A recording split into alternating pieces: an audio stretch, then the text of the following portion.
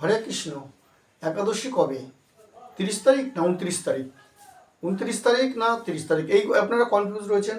অবশ্যই 30শে আগস্ট একাদশী। একাদশীর মধ্যে পক্ষবর্ধিনী দ্বাদশী, যেটা একাদশী যুক্ত দ্বাদশী হয় সেটা অবশ্যই দ্বাদশীকে পালন করতে হবে, নাহলে আগের দিন যদি করেন তাহলে কিন্তু বিদ্যা হয়ে যাবে। সেজন্য 13ই ভাদ্র আর 30শে আগস্ট শুক্রবার পক্ষবর্ধিনী মহাদ্বাদশী। এটাতে কিন্তু আর পালন তাড়াহুড়ো করতে হবে না। 5টা 21-এ হচ্ছে সূর্যোদয়, 9টা 32-এর মধ্যে পালন। এতে অনেক টাইম পেয়ে যাচ্ছেন আপনারা। অবশ্যই মহাদ্বাদশী পালন করবেন। কেন মহাদ্বাদশী পালন করবেন সেটা আপনারা এই কথাগুলো শুনলেই বুঝতে পারবেন। পক্ষবর্ধিনী মহাদ্বাদশী অমাবস্যা কিংবা পূর্ণিমা সম্পূর্ণ হইয়া প্রতিপদে কিছুমাত্র থাকিলে তৎপূর্বের দ্বাদশী নামই পক্ষবর্ধনী। তাহলে বুঝতে পারলেন, মানে একাদশী বা পূর্ণিমার সংযুক্ত হয়ে যদি পড়েন, তো পূর্ণিমাতে পড়তে পারে, অমাবস্যাতেও পড়তে পারে, সেজন্য তারই নাম পক্ষবর্ধিনী। এমত অবস্থায় একাদশীকে বর্জন করিয়া দ্বাদশীতে উপবাস করিতে হইবে। পুরো নির্দেশ দিয়ে দিলেন যে একাদশী বর্জন করতে হবে, একাদশী করা যাবে না, দ্বাদশী করতে হবে।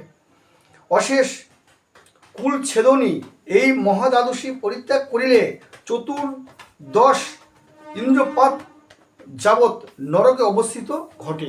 তাহলে বুঝতে পারছেন, চতুর্দশ ইন্দ্রপাত নরক যন্ত্রণা আপনার ভোগ করতে হবে যদি এই দ্বাদশীকে আপনারা বর্জন করে একাদশী করেন। এটা কিন্তু শাস্ত্রের কথা, সেজন্য শাস্ত্র মেনে যদি আপনারা একাদশী ত্যাগ করে এই মহাদ্বাদশী করবেন। মানে আমাদের বছরে 8খানা মহাদ্বাদশী পড়ে, কোনটা কখন পড়ে তিথি অনুযায়ী সেগুলো পড়ে। এই পক্ষবর্ধিনী এই দ্বাদশী 30 তারিখে এটা পড়েছেন। অবশ্যই একাদশী ত্যাগ করে দ্বাদশী করবেন। যে মাসে পক্ষবর্ধিনী হয় শ্রীহরি সেই মাসের নাম অনুসারে তাহার ভক্তি সহকারে পূজা করিতে হয়। তার নাম অনুসারে তাকে পূজা করিতে হয়। বলতে হবে, হে জগন্নাথ, আপনি এই সংসার জলধীর তরণী স্বরূপ পাপরূপা তৃণীর জন্য মহা নল নরকাগ্নির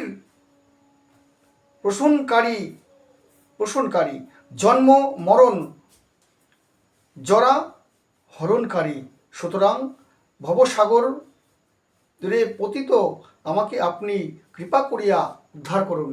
তার মানে বলতে হবে, হে প্রভু, হে জগন্নাথ, এই ভবর সাগর থেকে আমাকে উদ্ধার করুন, এই বলে প্রভুকে নিবেদন করতে হবে।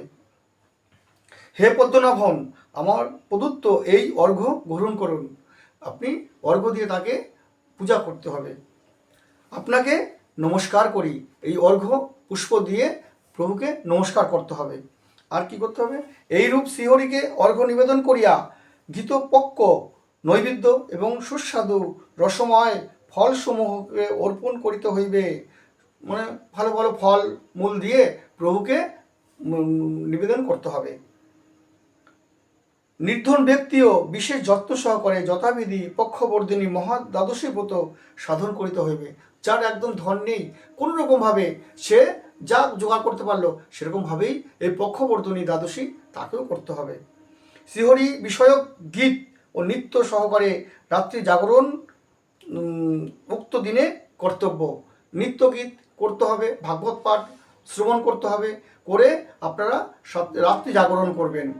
রাত্রি জাগরণে অনেক অনেক বেশি ফল পাওয়া যায়, সেই জন্য রাত্রি জাগরণ অবশ্যই কর্তব্য।